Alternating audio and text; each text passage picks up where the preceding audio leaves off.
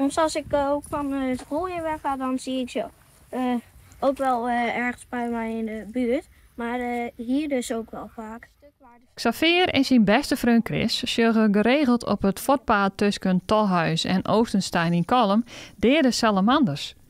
De twee vrienden hebben nou bordjes geplaatst om voorbijgangers te waarschuwen.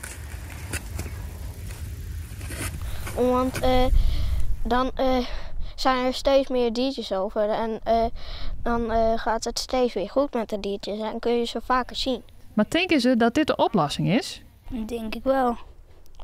Ja, want dan zien de mensen het en gaan ze erop letten. Dus ja, dan is het wel goed voor de mensen dat ze opletten voor de salamanders. De jongens hebben nou tijdelijke bordjes geplaatst, maar ze hopen dat de gemeente actie ondernemen zal en echte borden teilzetten zal. Ja, dat lijkt me wel vet. Dus eigenlijk zou de gemeente daar wel iets aan kunnen doen. Ja.